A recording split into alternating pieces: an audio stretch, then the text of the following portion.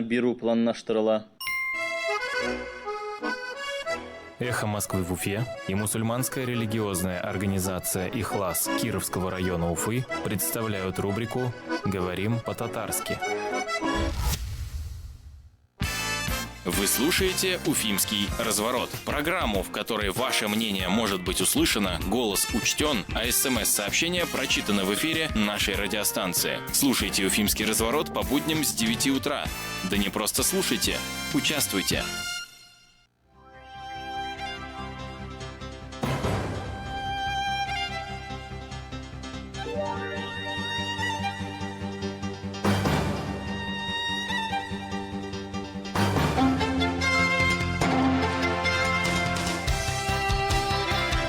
Доброе утро. Дорогие друзья, начинаем «Уфимский разворот». У микрофона Елена Черкова. Руслан Валиев, Никита Полянин за звукорежиссерским пультом. Пятница, 25 января. Всех Татьян мы поздравляем с Татьяниным днем и всех студентов с Днем студента.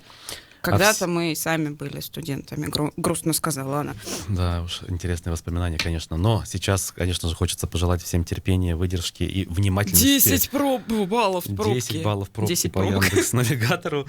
Карта действительно, вот я смотрю прямо сейчас, столько ДТП у нас в городе. Прямо вот я не знаю, как все это можно будет разрулить. Ребята, держитесь. Очень надеюсь, что и снегоуборочная техника, и сотрудники госавтоинспекции, и все сработают максимально эффективно. Ульфат Мансурчик, будем привет передавать? Обязательно. Ульфат Мансурчик, доброе утро. Держитесь там. Держитесь там. Ну, если серьезно, да, это, конечно, серьезное испытание. По-моему, такого снегопада в этом сезоне еще не было, и все будет зависеть от того, насколько долго он продлится. То ли там через пару часов все закончится, то ли это может длиться день, там, а то и два. Так, а давай посмотрим же прогноз погоды. Давай посмотрим. Ты пока говори, а я посмотрю прогноз погоды. Я пока проанонсирую, дорогие друзья. Напомню, что вот уже через 2 дня, пятницу, в ближайшее воскресенье, 27 января, дилетантские чтения с Антоном Орехом и Максимом Курниковым в Уфе. На гостинице «Уралтау», бывшая «Атолла», улица Гоголя, 72, 18:00. Билеты продаются на сайте кассы.ру. Проще всего найти ссылку для покупки билетов на нашем сайте эхомскуфа.ру. Справа баннер с изображением Владимира Высоцкого. Кликаете и попадаете сразу на страницу. Еще несколько билетов остается в продаже. Вы еще можете успеть. Дилетантские чтения посвящены очередному дню рождения Владимира Высоцкого. Тема называется «Высоцкий жив или остался в прошлом». На мой взгляд, очень интересная может быть беседа. Тем более те, кто слушают «Эхо Москвы», хорошо знают и Антона Ореха, и Максима Курникова. Будут рады пообщаться, встретиться, поделиться какими-то впечатлениями и так далее. Заходите на сайт, покупайте билеты. Ну а тем временем сводки погоды. Сегодня, если верить моему телефону, снег обещают аж до 14 часов. Вот, после 14 вроде как уже он должен успокоиться. На субботу снега не обещают пока, но мы же знаем, что верить долгосрочным прогнозам нельзя, поэтому в ближайшие часы он точно будет. А что с температурой? Будет потепление? Минус 9, в общем, держится. Днем, после 14 будет немножечко опускаться, вечером вроде как даже до 17. То есть снег должен прекратиться. Ночь с субботы на воскресенье обещают 26, не знаю. В общем, снег будет. Держимся. А сегодня у нас, как всегда, обзор прессы, фрагмент программы «Персонально ваш», голосование. И во второй части мы поговорим с нашим коллегой Рамилем Рахматовым о башкирских национальных движениях. Поэтому присоединяйтесь к нашему эфиру. И номер для смс-сообщений +7 927 304 10 51, как всегда, работает. Начнем с обзора прессы. «Понять и простить» называется материал на медиакурсе о наших депутатах. 11 депутатов Курултая, Башкирии внесены в базу приставов за долги. 11 человек.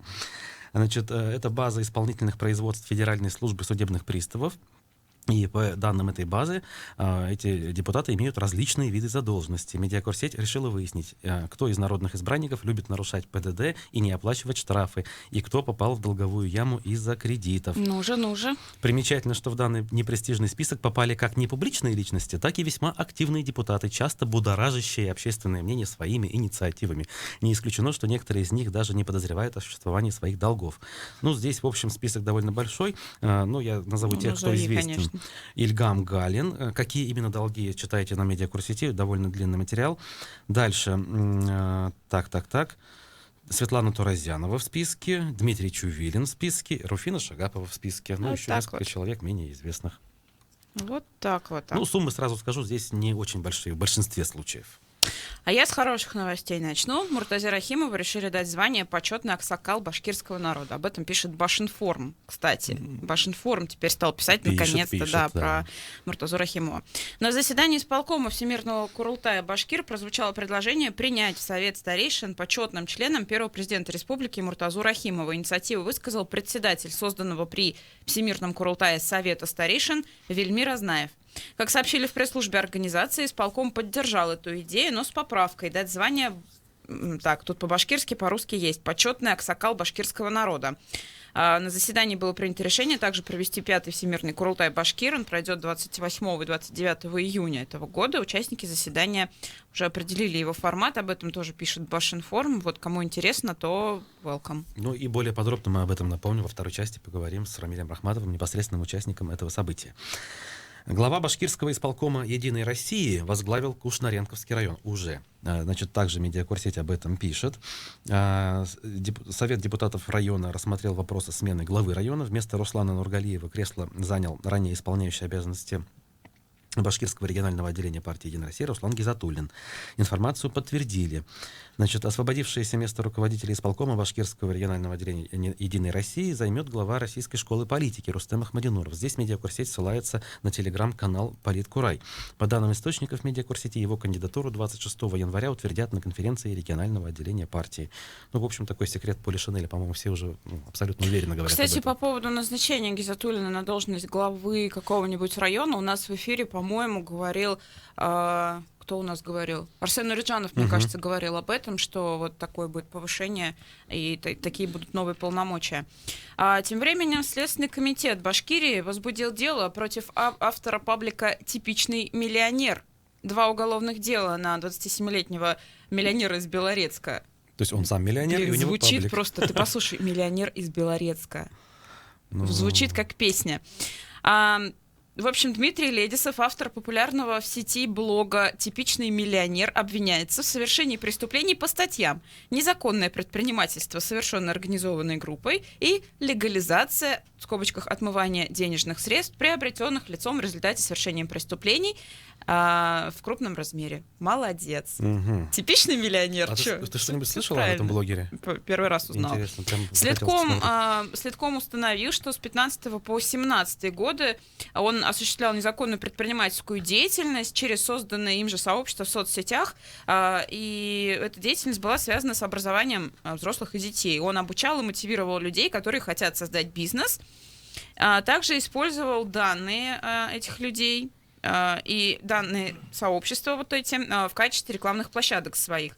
При этом членство в одном из сообществ было платным. Чтобы изучать и пользоваться его материалами, требовалось нести членский взнос в размере 8 тысяч рублей. Ну, в общем, хочешь стать миллионером, заплати 27-летнему жителю Белорецка 8 тысяч, и он тебя научит, как родину любить.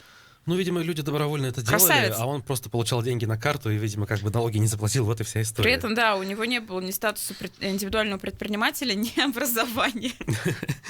Сколько же людей так делают, и вот история, в общем-то, одна. Красавец.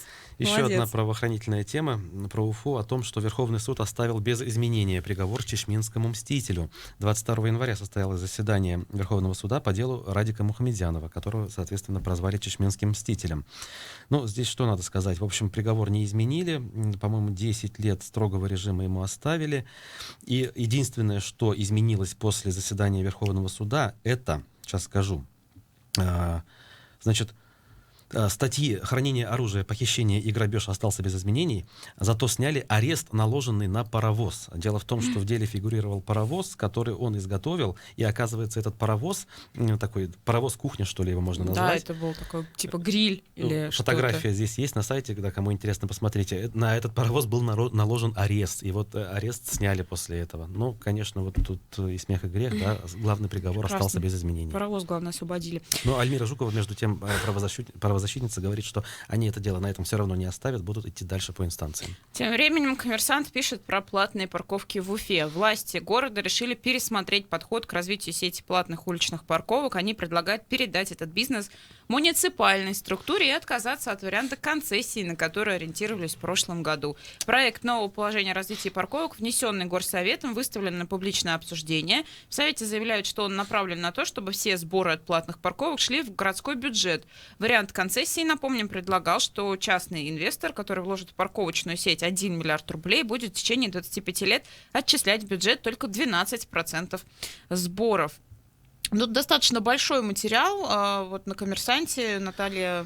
Нет, не Наталья, Дарья Кучеренко его написала, так что вот... Ну, суть-то да, понятна, главное, изучите. да, что бюджетные деньги будут вкладываться теперь в развитие этого проекта. Наверняка это будет стоить дороже, чем планировалось изначально. При этом здесь есть очень интересное пояснение, что директор компании CTP, которая изначально вот именно эту концессию заявляла, Марат Баталов, заявил «Коммерсанту», что проект, внесенный депутатами на обсуждение, стал для него неожиданностью.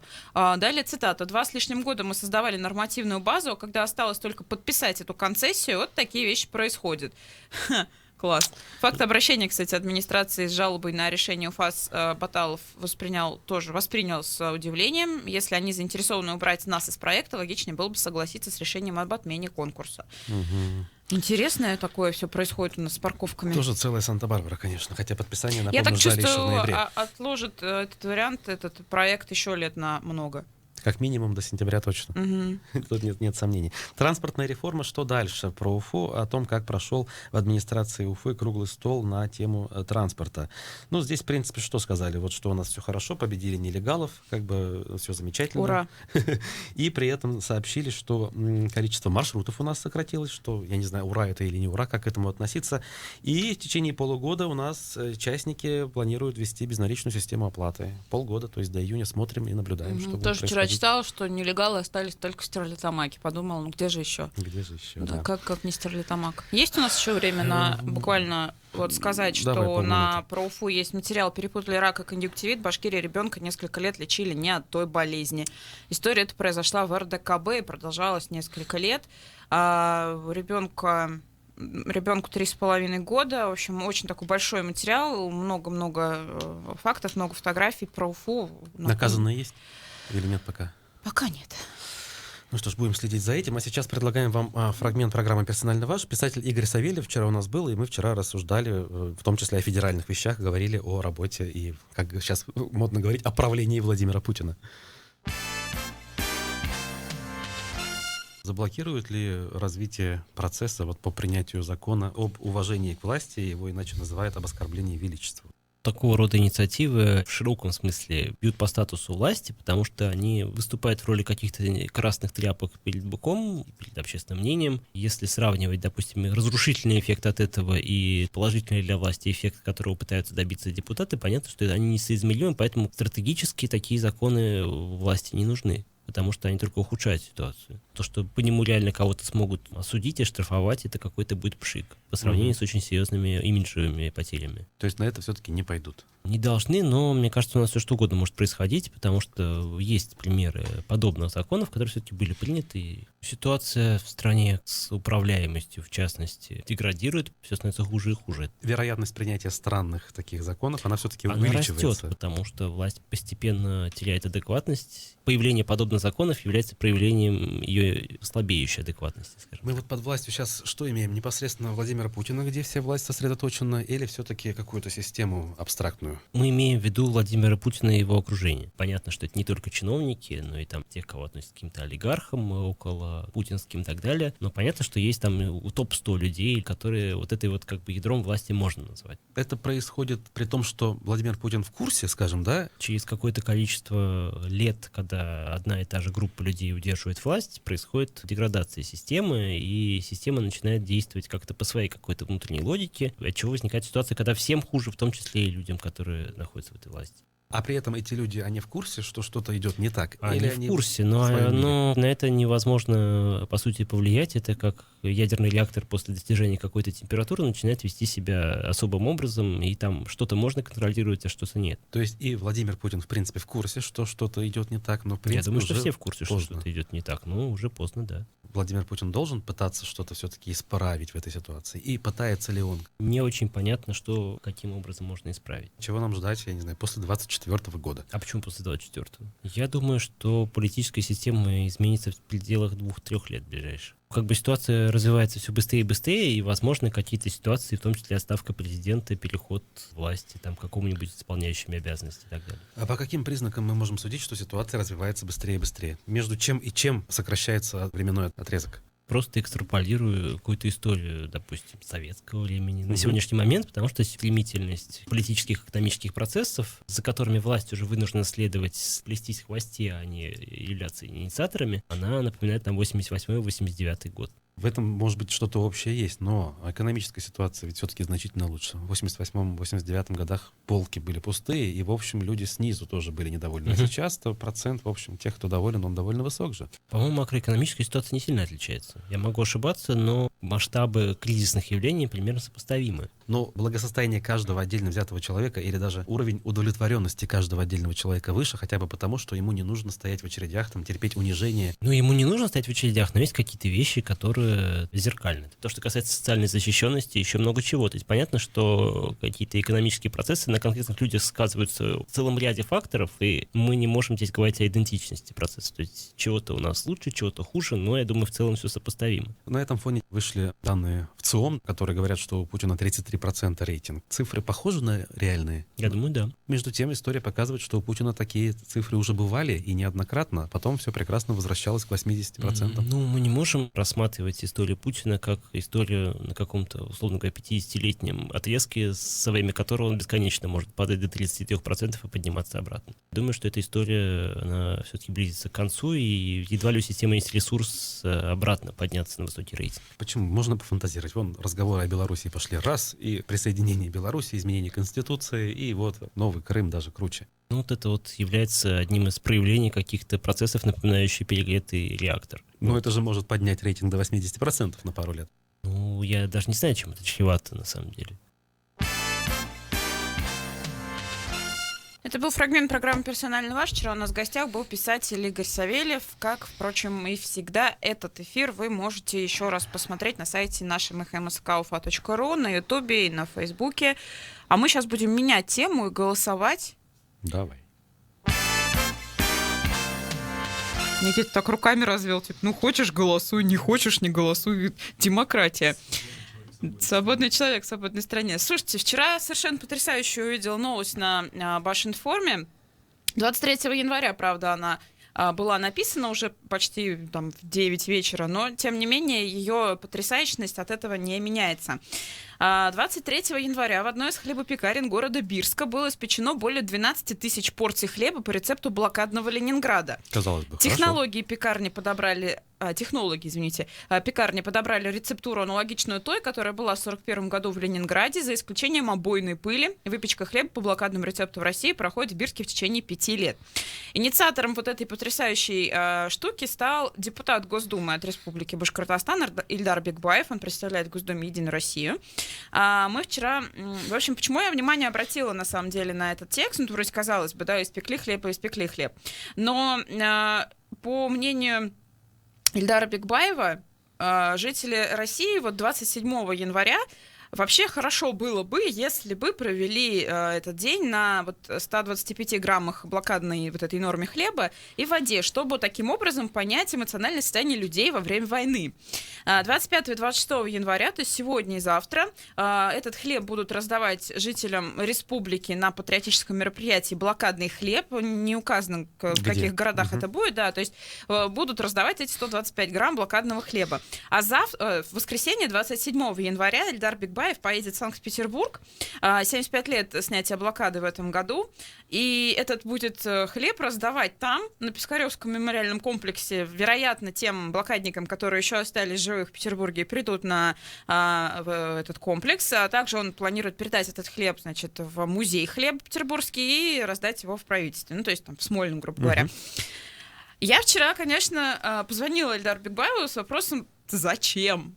А он так обиделся. Он так обиделся и сказал, вот почему, когда я это 5 лет назад начал делать, еще не будучи депутатом Госдумы, никто из журналистов на это внимание не обращал. А сейчас вот вы все типа обратили внимание и говорите, что я вот пиарюсь и вообще какие-то совершенно неправильные вещи делаю, а я хочу, чтобы люди понимали, что это было очень сложное время, и вот я хочу, чтобы люди почувствовали, как жили блокадники в те годы во время вот этой блокады Ленинграда, и, в общем, как вот это все происходило, поэтому вот так. Давай спросим у людей, Давайте на самом мы деле, вас как? спросим, вот такая инициатива, на ваш взгляд, это это нормально? Молодец, депутат? Или вот это ужасно? 262-72-47. Ничего такого, нормальная идея. Депутат молодец. А это вы там во всем видите плохое, ужасные люди. 262-72-48. Отвратительная идея. Просто вот еще вот хуже больше не придумать. Голосование. Процесс пошел. 262-72-47. Нормальная идея — испечь блокадный хлеб, раздать его жителям города. И вообще, в принципе, можно было бы действительно 27 января провести этот день реально только на хлебе и воде, как это было в блокадном Ленинграде. Ну, такой пост, да.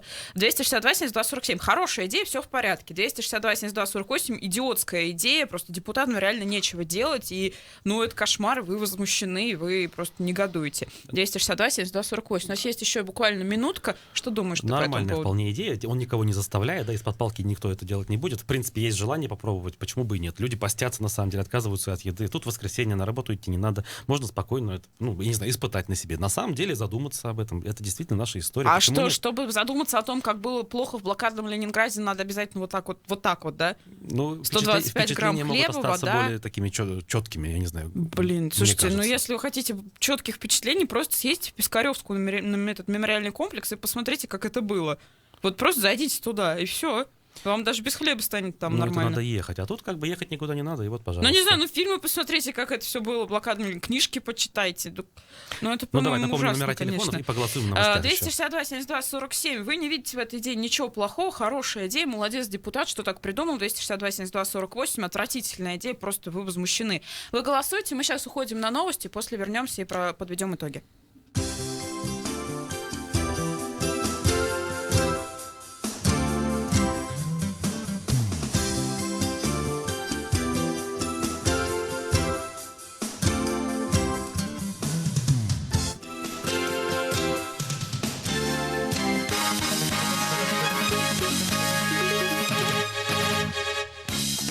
7:30 в Москве, в студии Александр Климов. Новости.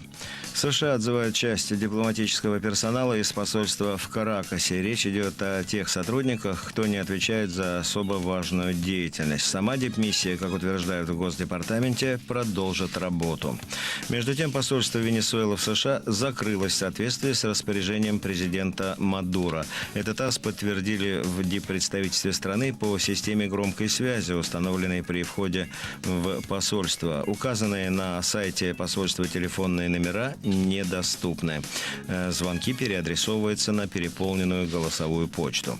Между тем, Белый дом будет добиваться лишения Николаса Мадуро источников дохода. Об этом, как передает Рейтер, заявил советник американского президента по нацбезопасности Джон Болтон. По его словам, эти средства должны идти законному правительству Венесуэлы.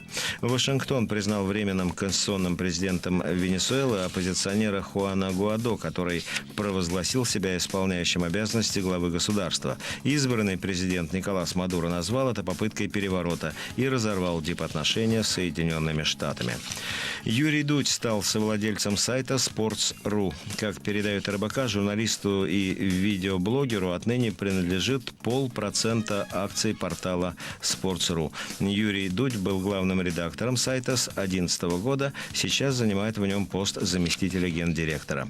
Юрий Дудь, помимо работы на Sports.ru, ведет на YouTube-канале авторское шоу «Вдудь», в котором берет интервью у известных людей. В прошлом году Forbes отвел ему 50-е место в рейтинге главных российских знаменитостей.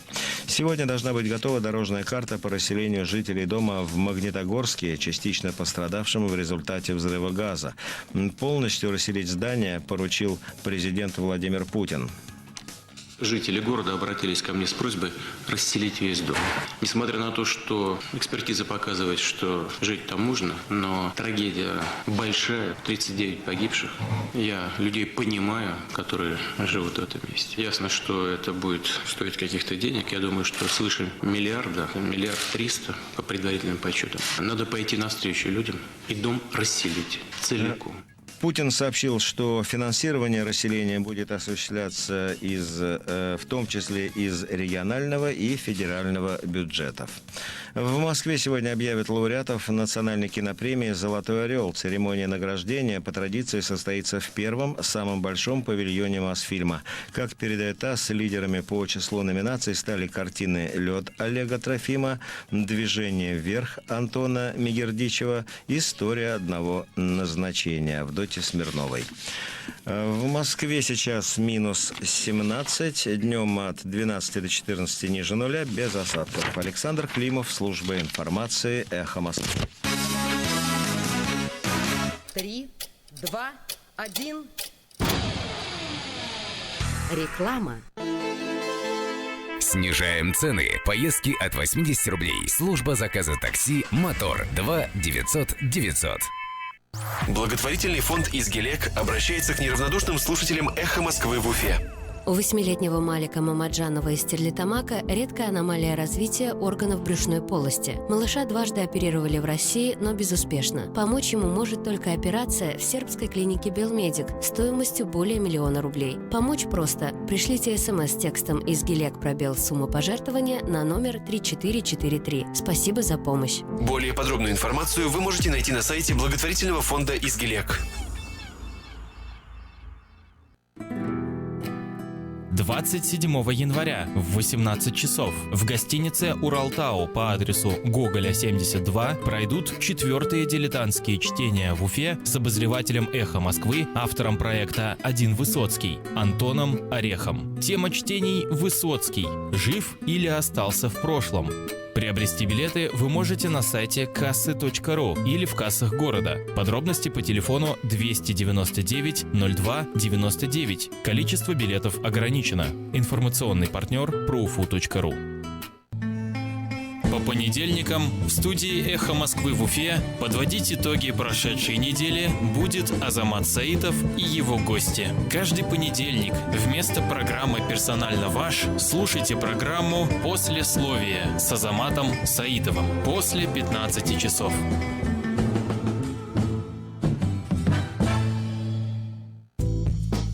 По понедельникам и четвергам после 13 часов в студию «Эхо Москвы» в Уфе приходят те, кто хочет сделать наш город лучше. Слушайте совместную программу «Эхо» и Центра современного искусства «Облака» «Парк искусств». Ведет программу Валерьян Гагин.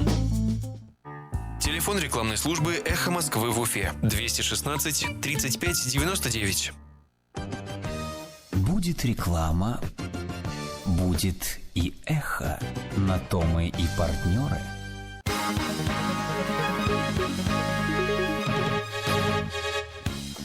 На «Эхе Москвы» в Уфе новости. У микрофона Юлия Сафина. Здравствуйте. Смог из Сибая дошел до Челябинской области. Лаборатория Министерства экологии Челябинской области проведет замеры в Кизельском районе региона. На прошлой неделе от жителей района поступили десятки жалоб на смог, который якобы пришел из Сибая. Об этом сообщил ТАСС министр экологии области Сергей Лихачев. Жалобы на серный смог в Сибае начались в декабре прошлого года. Причиной является выделение сероводорода в заброшенном карьере по добыче медной руды. Меры, предпринимаемые комбинатом для заливки карьера глубиной 600 метров водной глиняной смесью, большого эффекта не дают. В городе работают бригады врачей из Уфы, запрещены прогулки детей в детских садах и некоторых школах. Для разгона серного смога сибайский филиал Учелинского горно-обогатительного комбината планирует использовать специальные вентиляционные установки. Таксисты Уфы объявили забастовку. Причиной такой акции называют слишком низкие тарифы. Как сообщает телеканал «Вся Уфа», по мнению таксистов, вот уже год они держатся на минимальной отметке. В забастовке участвуют 70 человек. Активисты движения предложили единомышленникам раз в неделю делать ложные вызовы и не выходить на линию. По данным профсоюза таксистов, за последний год цены в сервисах заказа упали как минимум на 50%. Однако есть те, кто не поддерживает акцию протеста. По их мнению, благодаря низким ценам конкуренции со стороны нелегалов почти нет. Люди предпочитают пользоваться услугами официальных сервисов заказа такси. В Башкирии на бывших складах Министерства обороны подорвался человек. Следственные органы устанавливают личность погибшего при взрыве снаряда на территории бывшего арт-арсенала в селе Урман Иглинского района. Как сообщает «Коммерсант», детали произошедшего не уточняются. В Урмане до 2011 года располагалась воинская часть Министерства обороны. Ее расформировали после происшедшего на Арсенале взрыва, который оставил без жилья половину поселка. Ущерб, нанесенный местным жителям и бюджетом в результате взрыва, был оценен правительством Башкирии в 500 миллионов рублей. Муртазе Рахимову решили присвоить звание «Почетный аксакал башкирского народа». Это предложение было озвучено 24 января на заседании исполкома Всемирного Курултая Башкир. Как сообщает Башинформ, председатель созданного при Всемирном Курултае Совета старейшин Вельмир Азнаев изначально планировал принять первого президента Башкирии в Совет старейшин почетным членом, но исполком внес поправки в эту идею. Пятый Всемирный Курултай Башкир пройдет 28-29 июня 2019 года. В Башкирии до конца года планируется построить экотехнопарк для переработки промышленных отходов. Соглашение об этом подписали региональный оператор по обращению с твердыми коммунальными отходами и филиал Уфимского государственного нефтяного технического университета в Стерлитамаке, сообщает ТАСС. Планируется, что на площадке экотехнопарка будет работать кафедра филиала УГНТУ по экологической безопасности и обращению с отходами. В будущем предполагается переработка накопленных нефтешламов, фосфогипса и стоков промышленных предприятий. Инвестиции в проект оцениваются примерно в 500 миллионов рублей. Салават Юлаев обыграл Кунь-Лунь Ред Стар. Матч регулярного чемпионата континентальной хоккейной лиги прошел 24 января. На 11-й минуте матча Максим Майоров открыл счет. В начале второго отрезка игры игроки китайской команды смогли его сравнять. В третьем периоде победу Салавату принес нападающий Линус Умарк. Итог матча 1-2. Юлаевцы досрочно вышли в плей-офф Кубка Гагарина 2019.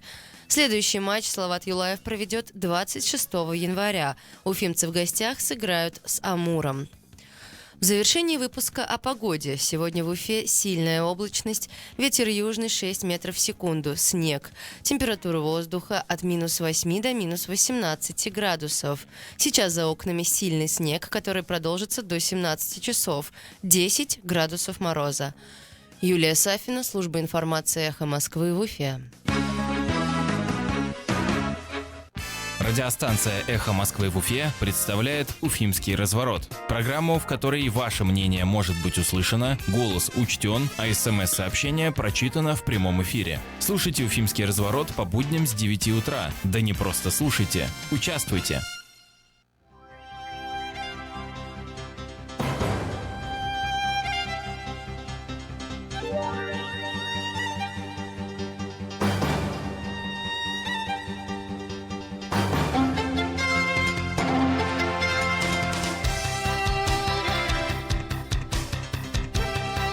Продолжаем уфимский разворот. Руслан Валиев, Елена Черкова. Вот видишь, нельзя доверять прогнозу погоды. Я утром сказала, что до 14 часов снег будет, а Юля уже посмотрела, и вот уже до 17. Посмотрим, что будет в итоге. Можно ставки, кстати, делать. Кто из нас был прав, Юля или я? Я надеюсь, что ты. А на что поспорим? Какие ставки будем делать? Нам тут, кстати, по поводу голосования. Давай напомним, что у нас голосование было объявлено до того, как мы ушли на перерыв. Мы вас спрашивали идеи депутата Ильдара Бекбаева, да, депутата Государственной Думы, который предложил 27 января, в день снятия блокады, в день 75-летия, провести день на нормах блокадных на хлеба и воде, да, и будет он раздавать этот испеченный в Бирске хлеб в Петербурге 27 числа, 25-26, где-то будет в Башкирии раздавать, но, к сожалению, не написано где. Мы вас спрашивали, как вам эта идея? 262-72-47, хорошая идея, молодец, ничего плохого в этом вы не видите. 262-72-48, дебильная идея вообще, и зачем вот это все надо делать, ужасно. Ну что, у нас есть комментарий здесь от нашего слушателя, пришел мне в Телеграм, предлагает Кирилл, надо его раздать депутатам, пусть они на нем сидят. И не один день желательно. И не один день. Ну, давай итоги будем подводить. Голосование у нас такое, как активненько все было. 36% наших слушателей... 37. Ну да, давай округлим до 37. 37% наших слушателей считают, что идея, в принципе, нормальная. Хорошо придумал. Действительно, да, ничего страшного нет. И 63% считают, что идея очень странная, как минимум, плохая. Да, как максимум, идея реально дурацкая. Спасибо тем, кто голосовал. Мы сейчас будем менять тему, да, и мы будем звонить нашему коллеге Рамилю Рахматову, который нам расскажет, я надеюсь, и про то, как он теперь стал председателем Конгресса башкирского народа, и еще расскажет про свое новое расследование, эпопея с Большим Хабком, которая продолжалась весь прошлый год. Она снова у нас началась. Что у нас опять, Рамиль? Не слышит звонка? Так, мы дозваниваемся Рамилю Рахматову. Напомним, что он главный редактор издания «Бонус». И он у нас на связи.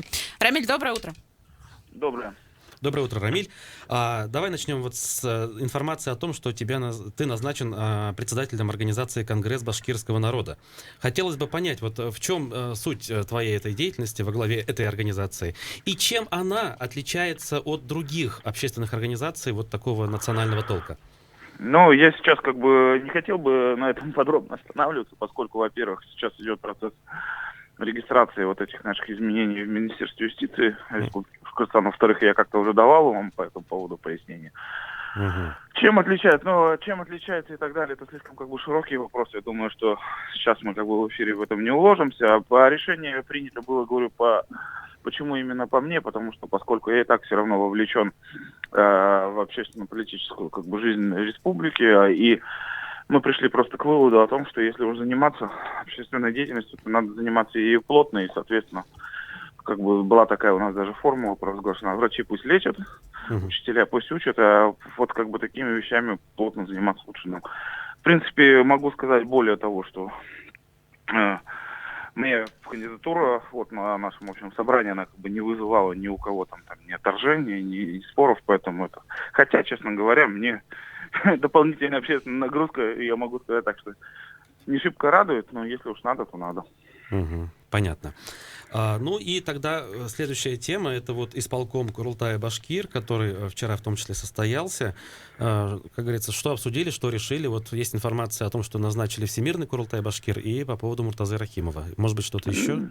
Давайте попунктно. По поводу Муртазы Рахимова, я думаю, что вы все сказали, как на самом деле там вчера это было, и мне здесь комментировать нечего. Это просто событие, люди проголосовали. Инициатива, была. Она была поддержана, потом формулировки, собственно говоря, вот это название, они обговаривались и в конце пришли к этому. Это первый момент. Второй момент. Наиболее мне что касается, собственно говоря, Всемирного Курултая Башкир. Я бы заострил момент на том обстоятельстве, что при процессе подготовки вышло еще одним из документов, кроме решения о проведении 28-29 июня самого съезда организации, то есть так называемого 5-го Всемирного Курултая Башкир, есть среди документов и положение о выборе делегатов. Собственно говоря, я поэтому и говорю, что всегда говорил, и сейчас повторюсь тезис, что предыдущий в 2015 году съезд, то есть 4-й, он полностью не был никаким нелегитимным, он был полностью организован абсолютно от мельчайшего документа до самой процедуры был полностью инициирован, проведен государственной властью, поэтому радует то, что новое руководство исполкома в лице Данира, Гайнулина и сотрудников аппарата все-таки понимали в этот раз, что необходимо подвести какую-то, придать съезду легитимность. Они в достаточно свободной форме вчера это все обсуждали, была небольшая дискуссия, и в конце концов в этот документ приняли о положении выборов. То есть там есть определенные требования, например, о том, что не менее 30% делегатов должны быть из числа молодежи до 35, к примеру, желательно. Потом о том, что не более 20% участников делегатов должны быть, собственно говоря, сотрудниками исполнительной власти той или иной, то есть не было, чтобы там руководителей каких-то, чтобы, условно говоря, заместители глав администрации районов не подменяли собой делегатов реальных, простых из народу. И, соответственно, процедура избрания делегатов должна начинаться со сходов каких-то в сельских поселениях, соответственно, потом в районах проводиться и в городских округах Курултая, где будут делегаты выбираться в открытом голосованием и так далее, и свободным волеизъявлением тех же участников Рамиль, этих районов. Уточню. То есть, в принципе, делегатами Всемирного Курултая могут стать все желающие, да, кто считает себя, в общем, значимыми людьми в этом, да? То есть представители других общественных организаций в том числе. Да, но положение, я думаю, что будет сейчас опубликовано на сайте исполкома, и вот, наверное, гляните, там подробнее будет. Но в любом случае это шаг какой-то легитимности планируемого съезда. А вот второй момент, на который бы я тоже заострил внимание, это, собственно говоря, зачем этот съезд спустя 3 года он вдруг понадобился.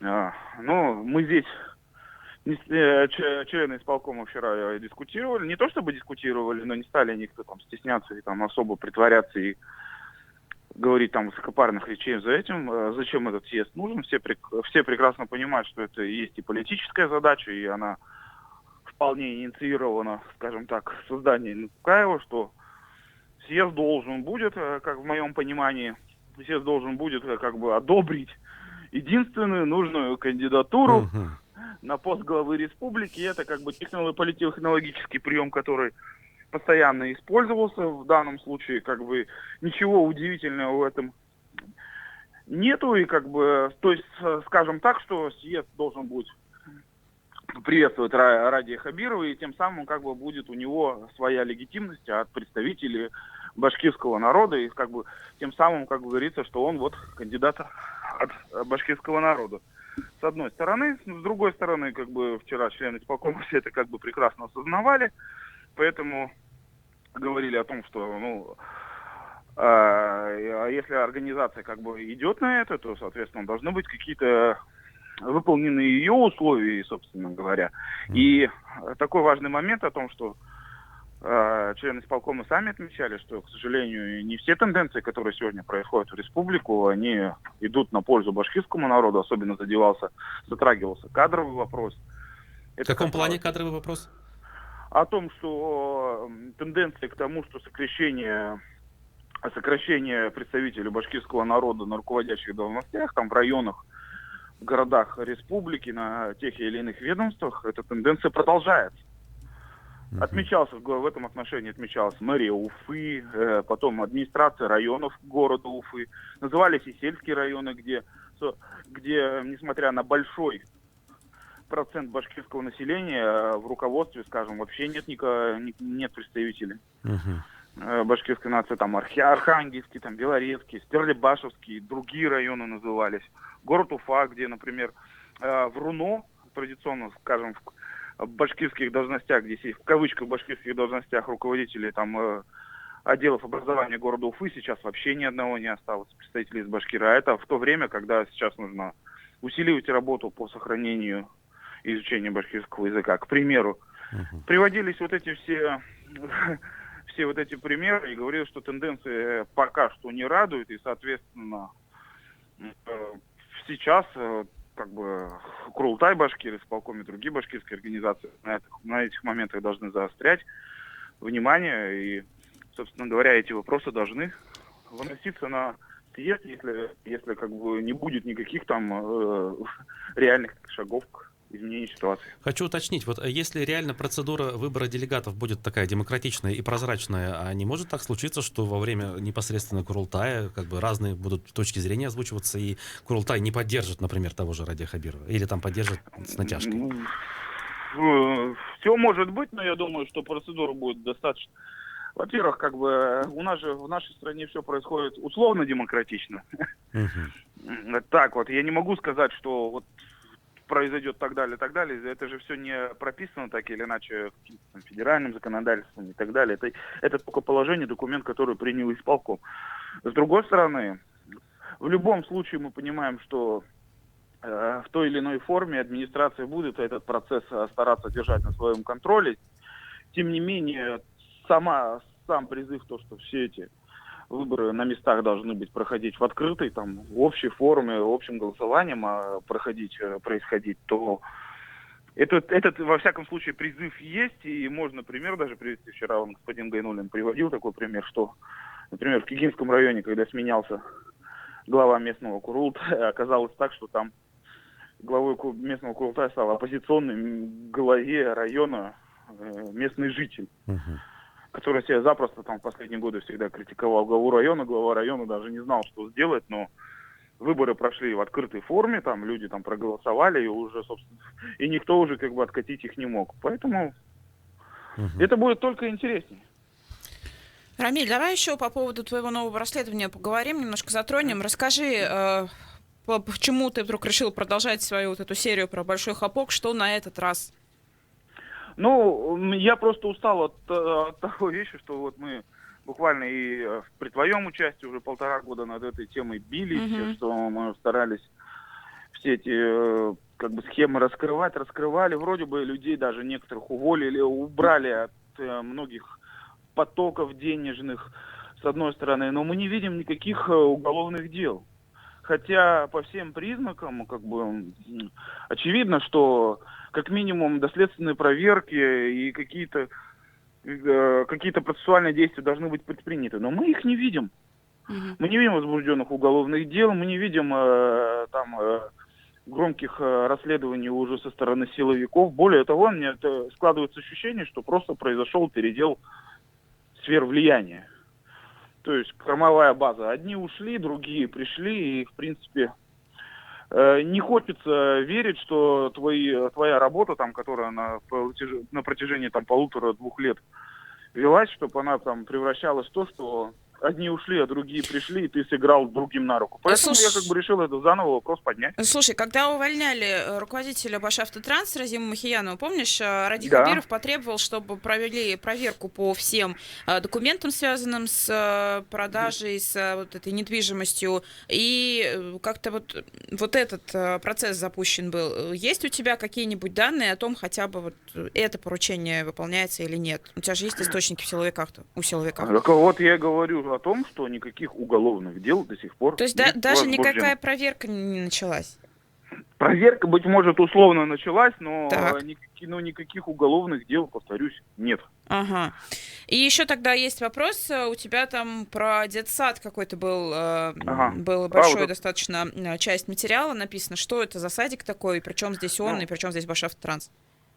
Ну, может быть, это ни при чем, но это опять та же группировка. Объясняю, что это здание находится прямо рядом с Кировским районным судом, практически напротив, ну, рядом по пересечению Гоголя и Пушкина. Это здание использовалось раньше, когда я был моим сотрудником БГУ, как детсад для сотрудников БГУ, для их детей. Потом получается, что это здание вдруг было закрыто на ремонт, и в какой-то момент из собственности Федерального государственного учебного заведения, бюджетного БГУ, она оказалась в собственности Республики Башкортостан.